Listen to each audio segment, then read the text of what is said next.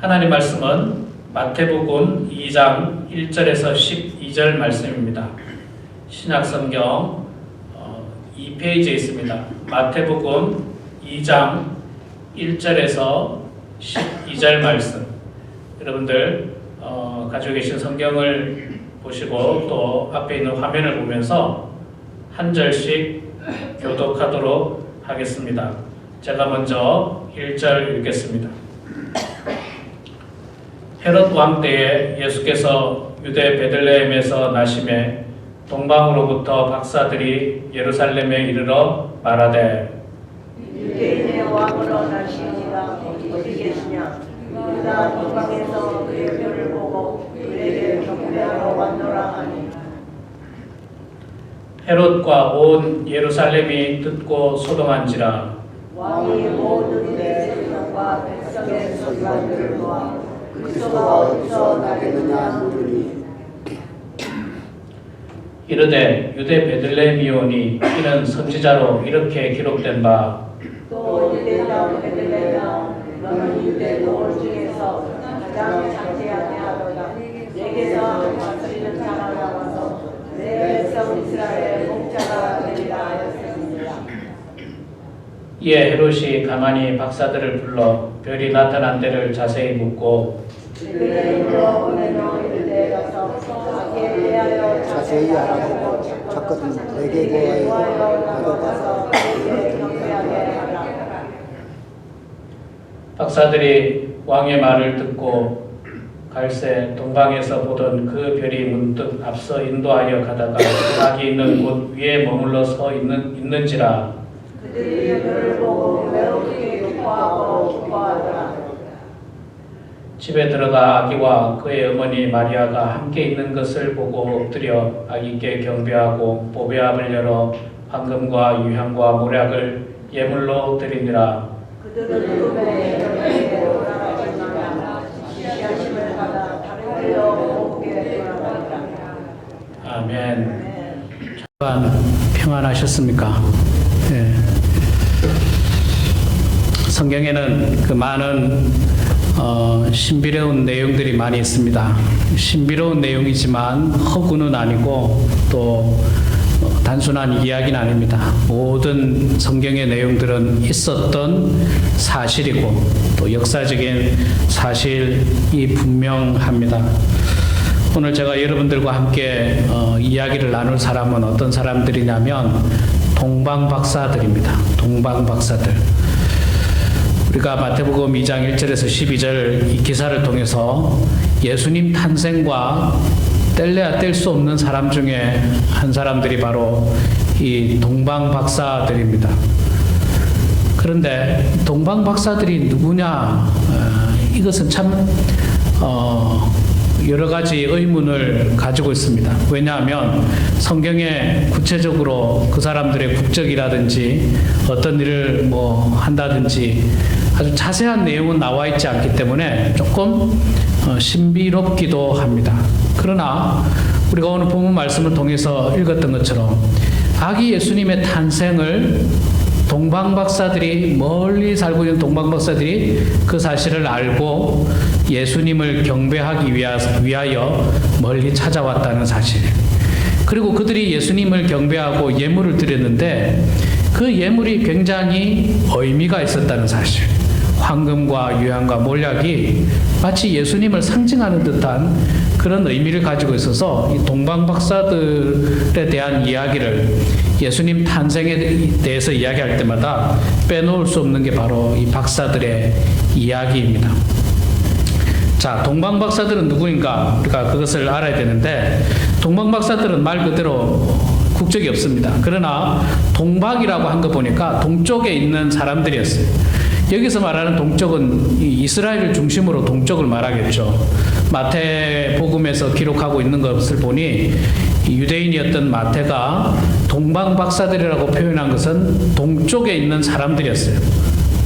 물론 이스라엘의 서쪽에는 지중해 바다였고 그 다음에 저쪽 유럽이었는데 동쪽에는 지금 현재 동쪽에는 요르단이 있고 그 옆에 이라크가 있고 그 바로 옆에 이란이 있고 그 위에 시리아가 있고 이렇게 나라들이 있습니다. 그런데 이 동쪽에 이스라엘의 동쪽에 굉장히 그 큰 제국들이 나타났었죠. 과거에 그 아시리아 성경에 아수르 제국이 있었고 그 후에는 이 바벨론 제국이 있었습니다. 이란과 이라크의 이 선조들이었던 아시리아, 바벨론 이 제국들이 있었습니다.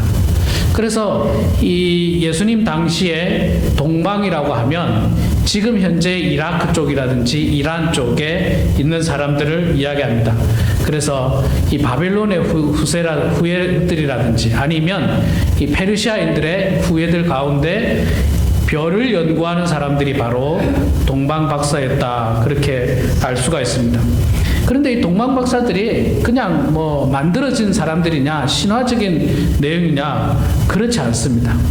동방박사들은 실제로 역사적으로 있었습니다. 왜 그러냐면 이 사람들이 역사적으로 있었다라고 하는 사실을 증명하는 무덤이, 동방박사들의 무덤이 발견됐기 때문이고 그 무덤의 여러 비문들 속에서 동방박사들이 유대로 가서 메시아를 만나고 그들에게 메시아에게 선물한 내용들이 그 비문에 기록되어 있다는 겁니다. 그게 어디에 있느냐면요.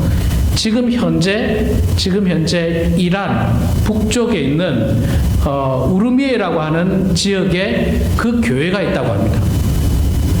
여러분 이란이라고 하는 나라는요. 이란 나라는 이 이슬람이 국교입니다. 그래서 전 국민이 이슬람 교도들이에요.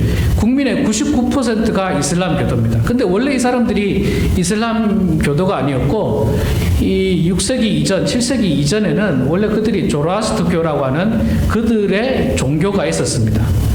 그래서 이 동방박사들은 아마 조로아스터교를 믿었던 사람들인데 이 별을 연구하던 사람들이 특별한 별을 보고 유대로 가게 되고 예수님을 만나게 되고 그들이 이 놀라운 광경을 목격하면서 돌아와서 그 조로아스터교를 섬기던 성전 위에다가 교회를 세웠다는 거예요.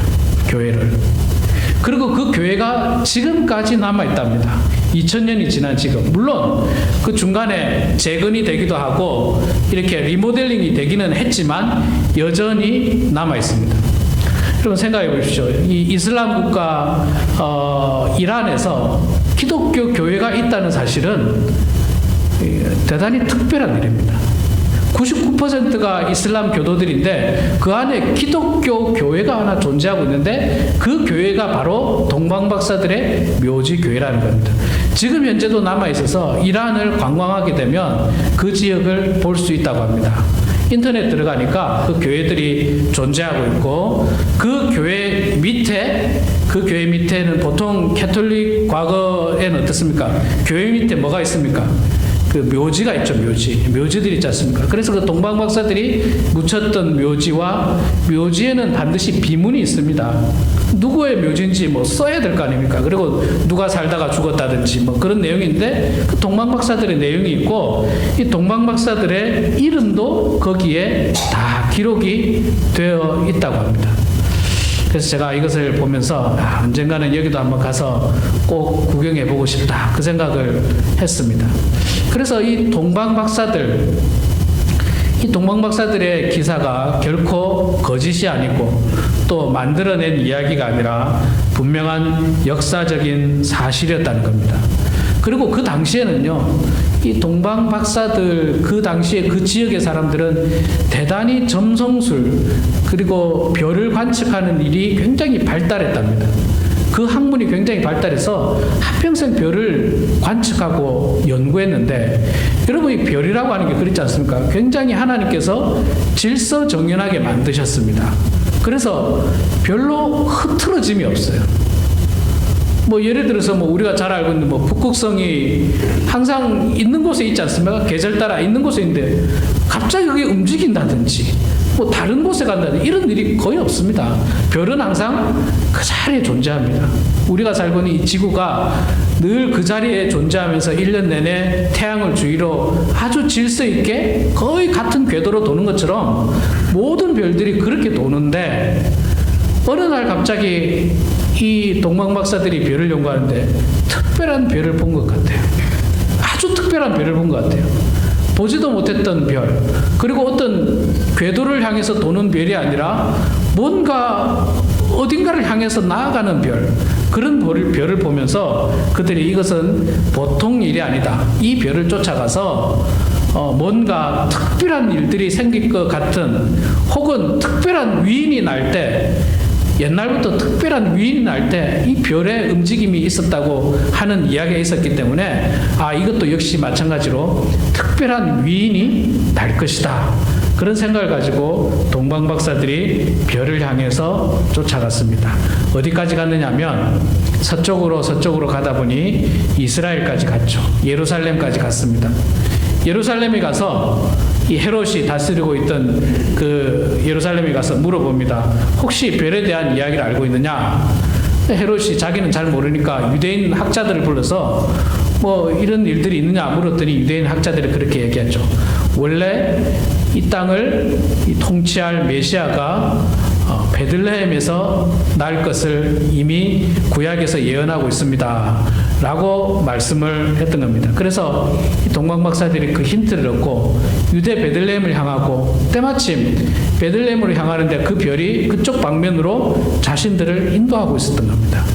그리고 그 별을 향해서 가고 있다가 그 별이 멈추는 곳에 가서 보았더니 정말 아기가 태어나고 말 부위에서 아기가 태어나고 그곳에서 아주 특별한 신비로운 경험을 하면서 그분을 경배했다는 내용이 오늘 우리가 읽었던 본문의 말씀입니다.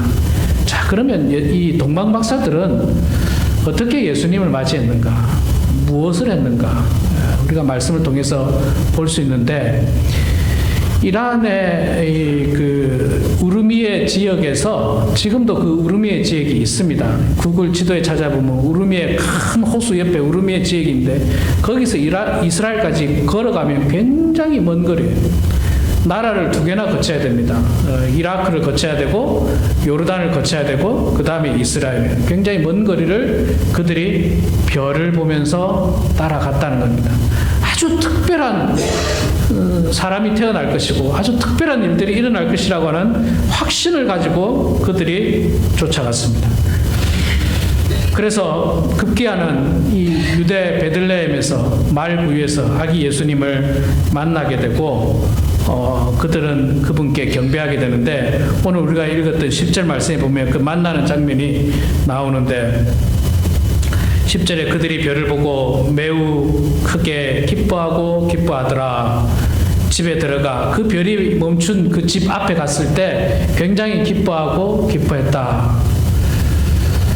급기야는 이제 별을 찾은 거죠. 급기야는 자신들이 목적했던 뭔가 특별하고 신비로운 일들을 알게 되고 찾게 된 것을 굉장히 기뻐했습니다. 기뻐했지 않겠습니까? 그 먼 거리를 여행했습니다. 그것도 걸어서 여행했습니다.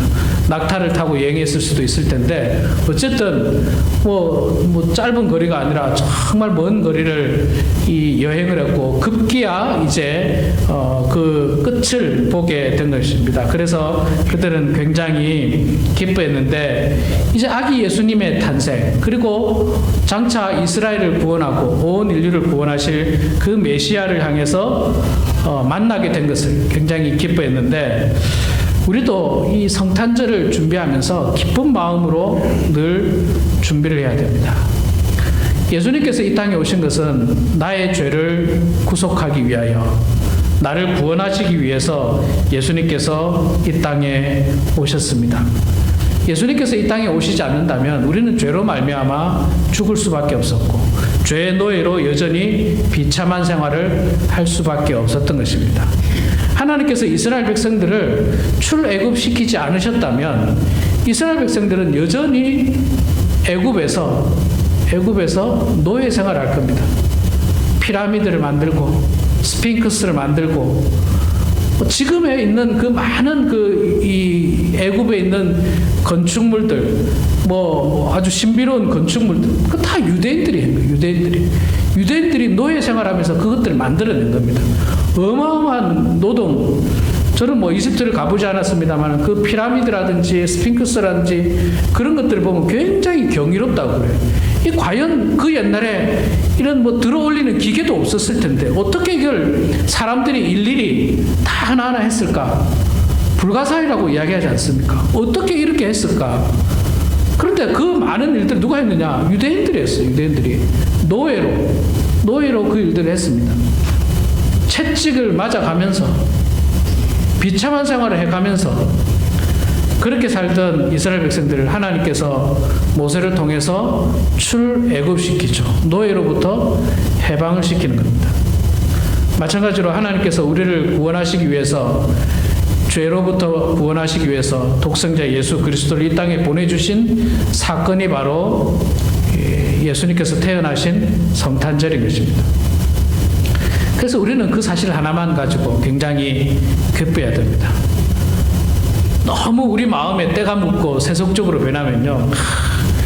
성탄절 또 애들 선물해야 되고 뭐 또 누구 뭐 선물해야 되고 뭐 모임 있고 복잡하고 이런 어떤 불평보다는 기쁨을 가지시고 예수님께서 나를 구원하시기 위해서 이 땅에 오신 그날을 기억하고 기념하면서 기쁨으로 우리가 맞이해야만 하는 것입니다.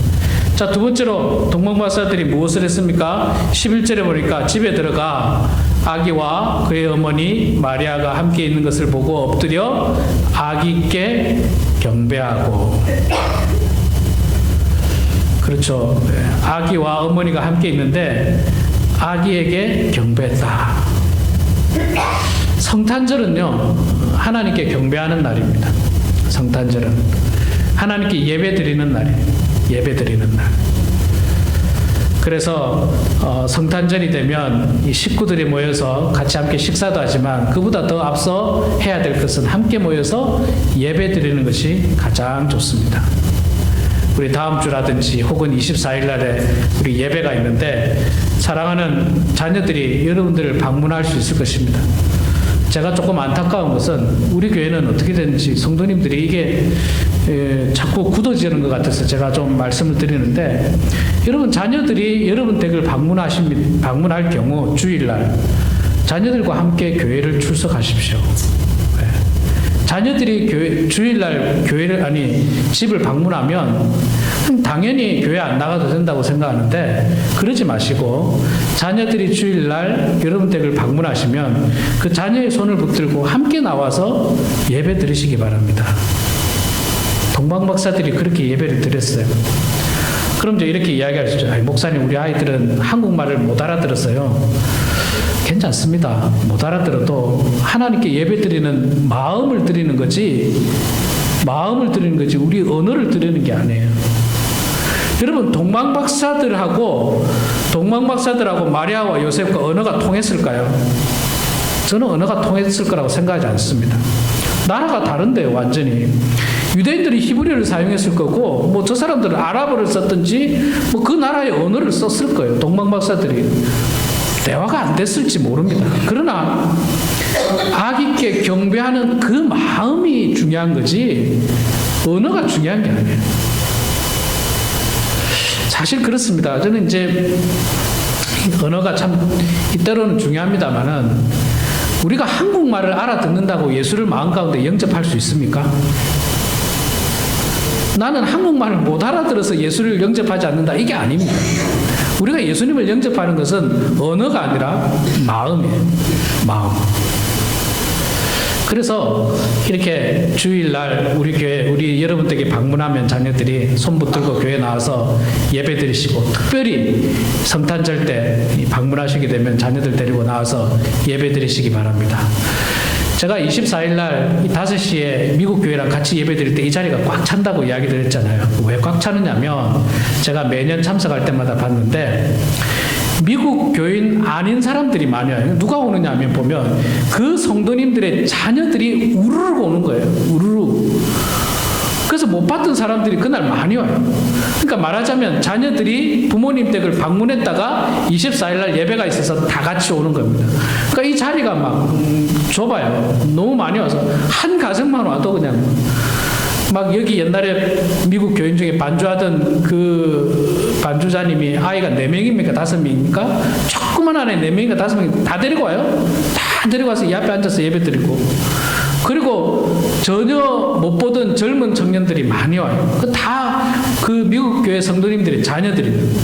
그들이 아버지, 어머니 이 집에 방문했다가 24일이 되어서 함께 나와서 예배드리고 5시 예배드리니까 아마 예배드리고 끝나고 나서 가서 식사를 하는 것 같아요. 참 보기가 너무 좋습니다. 너무 아름다워요. 보기 좋으라고 하는 것은 아니지만 중요한 것은 아기 예수님의 탄생을 함께 경배했다는 것. 함께 경배했다는 겁니다. 함께 예배드렸다라고 하는 그 사실입니다. 자녀들이 댁을 방문하면 함께 예배드리십시오. 예배 장소로 나오시고 또 뭐 특별하게 예배가 없다면 가정 안에서도 예배드리는 여러분들이 되기를 소망합니다. 자, 박사들이 와서 하나님 이 아기 예수께 경배하고 그 다음에 했던 일이 뭡니까? 보배합을 열어 황금과 유향과 몰약을 예물로 드렸다. 이 예물을 드렸다는 겁니다. 예물을 드렸는데 예물이 황금, 유향, 몰약 3가지를 드렸습니다. 그래서 옛날부터 전통적으로 보면 동방박사들은 3명이었을 것이다. 그렇게 이야기합니다. 그리고 아까 제가 이야기했던 이란에 있는 그 동방박사들의 그 묘지 교회에 보면 역시 3명의 이름이 기록되어 있다고 합니다. 그래서 아마 3명이었는데 또 어떤 학자들은 3명이 더 될 수도 있다. 꼭 3명은 아니다. 그래서 여러분 우리가 아까 불렀던 찬송가 있지 않습니까? 116장 동방에서 박사들이 제목인데 이 찬송가가 옛날에는 원래 이 제목이 아니었어요. 동방에서 박사들이 아니고 동방박사 3사람. 원래 제목이 동방박사 3사람이었어요. 동방박사 3사람. 이 3사람이었어요. 그런데 이게 3사람인지 4사람인지 사실 정확하진 않습니다. 성경이 안 나오니까. 그런데 이제 비문을 통해서 볼 때 이제 3명인데 어쨌든 이들이 황금, 유향, 몰약을 드렸어요. 이것도 저는 이제 그렇게 생각합니다. 후대 사람들이 의미를 부여했습니다. 황금에 대한 의미, 유향에 대한 의미, 몰약에 대한 의미. 황금은 왕을 상징한다. 그래서 예수님께서 왕으로 오셨다. 그 다음에 뭐 유향은 뭐 제사장을 상징한다.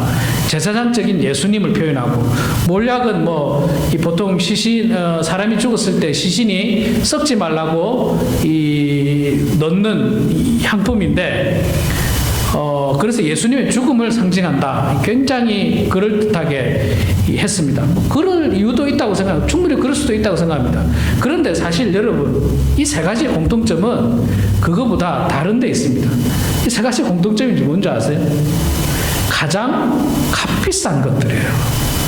그 당시로는 가장 값비싼 예물을 이 아기 예수에게 드렸다는 것입니다. 가장 값비싼. 이 박사들이 드릴 수 있는 것 중에 가장 값비싼 것. 그리고 그 당시에 통용되던 물건 가운데 가장 값비싼 황금, 유향, 몰약을 예물로 드렸습니다. 어떤 사람이 그렇게 이야기해요. 아, 예수님은 그럼 왜 가난하게 살았을까요? 그 비싼 황금, 유향, 몰약을 선물로 받았는데 왜 예수님은 몫으로 살고 가난하게 살았을까요? 학자들이 추측을 하기를 그렇게 이야기합니다. 다 썼다는 거죠. 예수님께서 어린 시절에. 언제 다 썼느냐면 언제 다 썼을 것 같아요. 자, 예수님께서 태어날 때에 동방박사들이 예물을 드렸는데 이때 무슨 사건이 벌어집니까? 헤롯이 박사들이 와서 이야기 안 해주고 돌아가니까 헤롯이 마음에 동요가 일어납니다. 왕이 태어났구나. 내 자리를 위협할 왕이 태어났구나 생각하고 베들레헴 지역에, 유대 지역에 2살 이하 되는 아이들 다 죽이라고 이야기합니다. 2살 이하 되는 남자아이들 전부 다 죽이라. 그때 예수님께서 어떻게 합니까? 아기 예수님의 아버지 엄마였던 요셉과 마리아가 어떻게 하죠? 이민을 갑니다. 이민을. 어디로 이민을 갑니까? 여러분 성경 안 보셨어요? 어디로 이민을 가죠? 미국으로 이민 갑니까? 어디로 이민을 갑니까? 애굽으로 가죠. 애굽으로. 애굽으로 피신한 성경에 나옵니다, 여러분. 새로운 말을 제가 하는 게 아니라 성경에 다 나오는 내용이에요. 이 헤롯이 2살 이하의 남자애들 다 죽이라니까 죽게 생겼지 않습니까? 그래서 요셉과 마리아가 큰일 났다 싶어서 아기 예수를 데리고 애굽으로 이주를 합니다. 그런데 여러분, 그 당시만 하더라도 가난하게 살던 목수였던 요셉이 애굽으로 이주를 해서 뭐 먹고 살겠습니까? 먹고 살 게 없어요. 그래서 학자들이 생각하기를 아마도 이 황금과 유향과 몰약을 애굽으로 이주했을 때 아마 적절하게 잘 사용했을 것이다. 그렇게 추측을 합니다. 이거는 뭐 성경에 기록은 안 되어 있지만 제가 생각해도 그 가능성이 굉장히 높습니다. 애굽에 몇 년간 살면서 먹고 살아야 되지 않습니까? 그래서 아마 이 동방 박사들이 드렸던 황금과 유향과 몰약의 예물을 가지고 적절하게 사용했던 것 같습니다. 우리 다음 주일날 성탄 주일로 하나님 앞에 지키는데 우리도 마찬가지입니다. 하나님 앞에 예물을 드리는 것은 참 귀하고 아름다운 모습입니다. 그리고 우리가 드릴 수 있는 가장 귀한 것으로 하나님 앞에 드리는 것은 참으로 아름다운 마음입니다.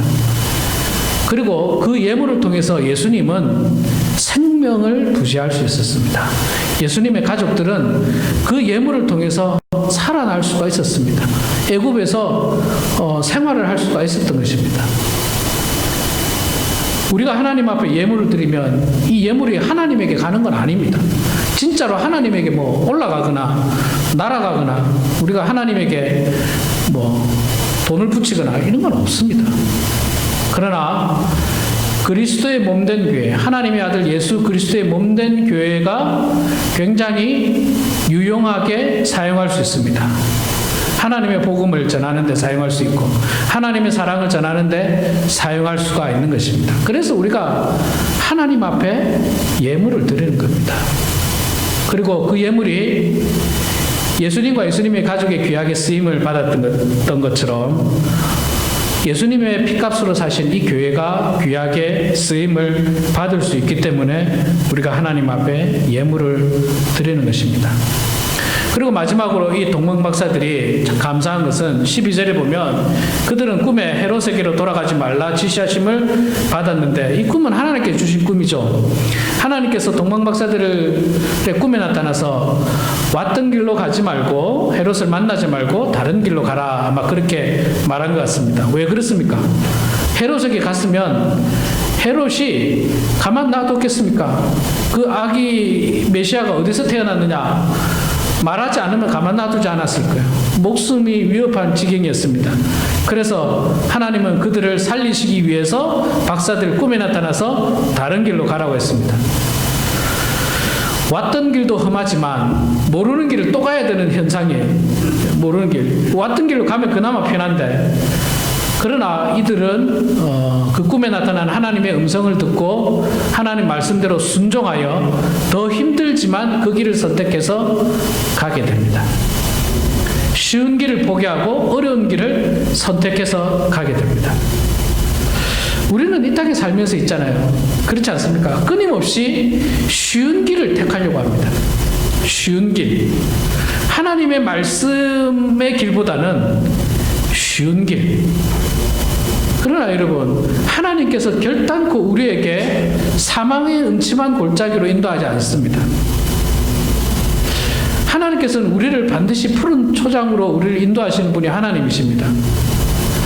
때로는 내가 생각할 때 이게 편안한 길이라고 생각하지만 그러나 그것이 사망의 음침한 골짜기가 될 수 있습니다. 동방 박사들이 왔던 편안한 길은 사망의 길이에요. 왔던 익숙한 길은 사망의 길입니다. 그러나 하나님께서 가라고 하는 새로운 길은 좀 불편해 보이지만 생명의 길이에요. 생명의 길. 우리도 마찬가지입니다. 우리도 이 땅에 살다 보면 세상 사람들과 똑같이 세상 사람들처럼 편한 길, 쉬운 길, 그쪽 길로 가려고 하는데 그 길이 사망의 길일 경우가 많습니다. 그래서 예수님께서 우리들에게 늘 하시는 말씀이 좁은 문으로 가라. 좁은 길로 가라. 넓은 길, 그 길로 가지 마라. 사람들이 많이 가는 길로 가지 마라. 사람들이 많이 가는 길은 편안한 길이거든. 그런데 우리들에게 주시는 말씀은 좁은 길, 좁은 문, 불편한 길, 그 길로 가라고 계속해서 말씀을 하고 있습니다. 그러나 그 길이 바로 생명의 길이었습니다. 그래서 동방박사들은 생명을 유지하고 자신들의 고향인 지금의 이란 지역까지 갔고 그 지역에서 기독교를 전파하고 조라스터교의 성전을 허물고 그 자리에다가 교회를 지어서 2000년이 지난 지금도 99%가 이슬람인 이 이란 지역에 기독교 교회가 존재하고 있다는 사실은 대단히 놀라운 사실인 겁니다. 제가 아까 99%가 이슬람이라고 그랬잖아요. 7세기 이후에 이제 이 이슬람이 이제 굉장히 발전을 하게 되지 않습니까? 그래서 99%가 이슬람인데 그 1%가 조라스트교가 또 0. 몇 프로고 기독교가 0. 몇 프로랍니다. 물론 대부분 외국인들 가운데 그렇고요. 그리고 이슬람 교도들은 99%지만 이 안에서 파벌이 나뉘죠. 시아파, 수니파 열심히 싸우들 계시죠. 우리 사랑하는 성도 여러분, 동방박사들의 사건은 허구가 아닙니다. 전설적인 이야기가 결코 아닙니다.